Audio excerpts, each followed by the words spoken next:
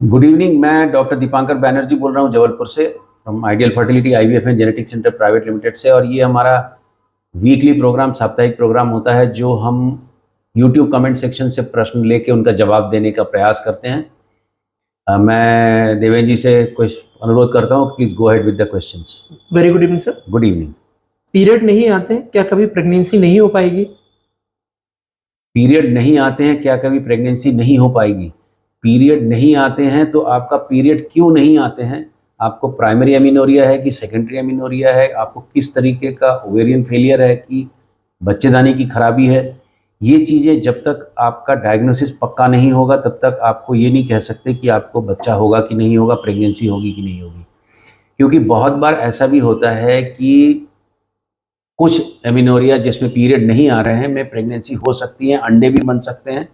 कुछ ऐसे केसेस होते हैं जिसमें कि कुछ भी नहीं कर सकते। तो ये चीज़ें जब तक आप कोई गायनिक अच्छे एंडोक्राइन वाले या आप आके दिखाते हैं तब तक हम बता नहीं पाएंगे।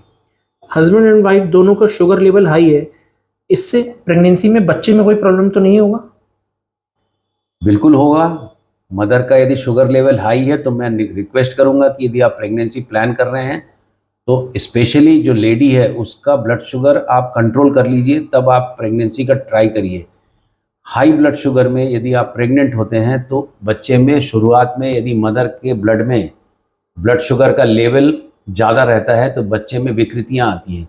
और यदि ब्लड शुगर का लेवल ठीक नहीं रहता है प्रेगनेंसी के दौरान तो बच्चे में डेथ भी होती है, कई बार लेट डेथ भी होती है। तो डायबिटीज़ का सबसे बड़ा प्रिंसिपल ये है कि आपका blood sugar fasting postprandial regular controlled होना चाहिए, तब आप प्रेगनेंसी का ट्राई करिए।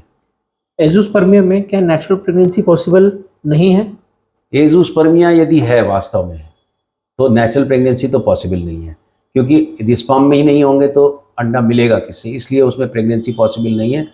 उसमें यदि स्पर्म बनते हैं तब हम टीसा इक्सी IVF से इसकी प्रेगनेंसी का ट्राई कर सकते हैं। क्या हीमोफीलिया एक जेनेटिक बीमारी है? इस पर एक वीडियो जरूर बनाइए। ठीक है, हीमोफीलिया का जैसे मैं रेटिनोब्लास्टोमा बनाया हूँ वैसे मैं हीमोफीलिया का भी कोशिश करूँगा। जो मेरे प्रीनेटल जेनेटिक्स और प्री इम्प्लांटेशन जेनेटिक्स इन सबको मिला के हीमोफीलिया में हम क्या कर सकते हैं ज़रूर बनाऊँगा। बच्चे की धड़कन कितने दिनों में आ जाती है पीरियड में सोने के बाद? नॉर्मली जो हम IVF करते हैं उसमें हम चूँकि हमको ये देखना रहता है कि प्रेगनेंसी हुई कि नहीं, तो हम 10 से 15 दिन के बीच में ये जो प्रेगनेंसी का अल्ट्रासाउंड से जांच करते हैं। तो 6 वीक्स मतलब आप मान के चलिए, यदि 4th वीक यदि पीरियड का मिसिंग डेट है तो 10 से 12 दिन के भीतर हम फीटल हार्ट देख लेते हैं।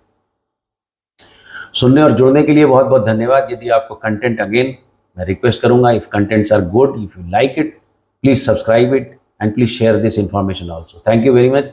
सबको जुड़ने और सुनने के लिए बहुत बहुत धन्यवाद।